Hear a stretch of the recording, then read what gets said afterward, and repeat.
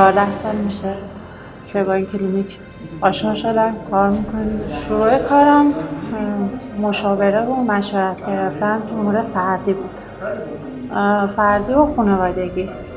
بعد مراحل بعدش مورد ازدواجم بود، مشاوره ازدواج. خب کیسایی که برای ازدواج داشتم مراجعه میکردیم اینجا. و بعد از ازدواجم دیگه با همسرم کمابیش حالا یه چند سال اولی فاصله افتاد، بعد کمابیش با همسرم اومدیم. بعد دیگه باردار شدم، یه دختر 4 ساله دارم و دیگه الان برای دخترم کمابیش. حدود 3 ماه با مؤسسه آشنا شدم از طریق دوستانم که قبلا مراجعه کرده بودم.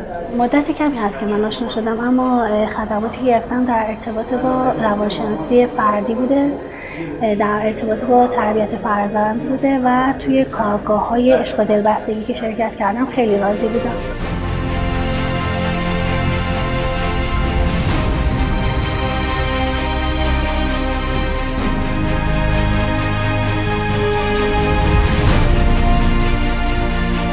من علی صنعتگر هستم، روانشناس بالینی و مدیر کلینیک روانشناسی صنعتگر که از سال 93 اینجا داریم فعالیت میکنیم. خب قبل از که وارد دنیای روانشناسی بشم، خب من فوتبالیست بودم و کار مربیگری انجام میدادم.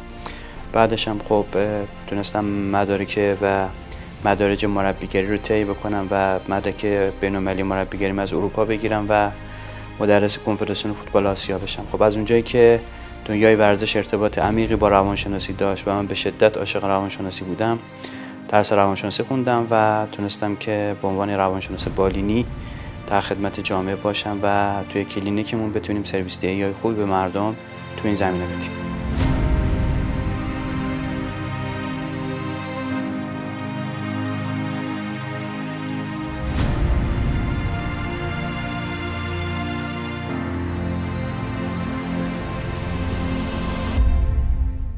اقدامات درمانی که برای بچه‌ها درمان اضطراب، افسردگی، وسواس، مشکلاتی مثل ترس از ارتفاع، فوبی حیوانات و مشکلاتی از این دست دارن رو توی کلینیکمون تیم درمانمون به درمانشون میپردازن.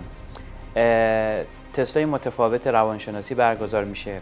برای بچه‌های بیش فعال اقدامات خیلی مدرنی انجام میشه. انواع اقسام نرم افزارهای متفاوت، تمریناتی مثل نوروتراپی و نوروفیدبک برای تقویت توجه، حافظه و تمرکز و دقت که یکی از مشکلاتی که بچه‌های بیش فعال با اون دست به گریبانن، اینجا اقدامات درمانی برای اون انجام میشه.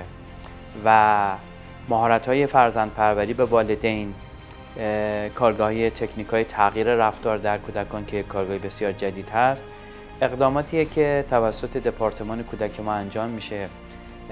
به این تیم گفتار درمانگر رو در ارتباط با درمان لکنت زبان و متخصص مسائل جنسی در ارتباط با آموزش تربیت جنسی به خانواده ها و اینکه بچه‌ها چطور از خودشون در مقابل سوء استفاده ها مقابله بکنن اضافه بکنید.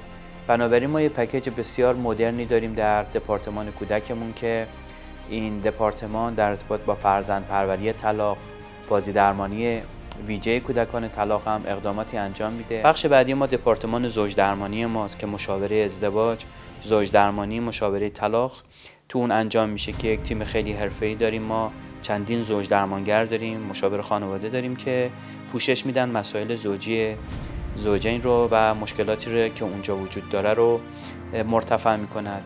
تیم دپارتمان فردیمون هست که در رویکردهای متفاوت روانکاوی، رویکردهای جدید موج سوم درمان تیم دپارتمان ما کار میکنن. بخش روانشناسی ورزشمون خیلی حرفه‌ایه. ما 6 تا دکترای روانشناسی ورزش داریم، حتی دکترای روانشناسی ورزش از دانمارک، از هندوستان، از کشورهای متفاوتی که توی این رشته تحصیل کردن.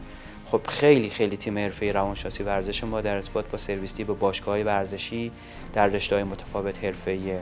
یکی دیگه از دپارتمان‌های که خیلی دپارتمان خوبی هست توی کلینیک ما، دپارتمان تحصیلی به خصوص ویژه کسانی که در کنکور شرکت میکنن، شیوه‌های تستنی و آموزش‌هایی در ارتباط با غلبه بر استرس و اضطراب.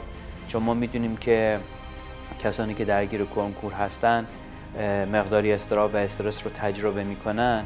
بنابراین یه پکیج بسیار مدرنی ویژه دانش آموزان دبیرستانی و کسانی که کنکور میخوان بدن تو مقطع‌های متفاوت یه پلن خیلی تخصصی خاص داریم تو این زمینه و کلا اختلالات یادگیری هم اگر فرزندان شما دچار این مشکل باشن میتونن اینجا مشکلاتشون رو بررسی و حل کنن. ما اینجا روی کارگاهی متفاوتی مثل روانشناسی دلبستگی یا روانشناسی عشق، غنیسازی زندگی زناشویی، حل اختلافات زناشویی و کارگاهی مثل مهارت‌های زندگی کار میکنیم و خانواده درمانی برای کسانی که زوجینی که تازه تو دوره عقد هستن، برای زوجینی که سال از ازدواجشون گذشته و میخوان زندگی با کیفیتی همراه با عشق رو تجربه بکنن و برای کسانی که قصد ازدواج دارن کارگاه روانشناسی دلبستگی عشق خیلی میتونه تاثیرگذار باشه.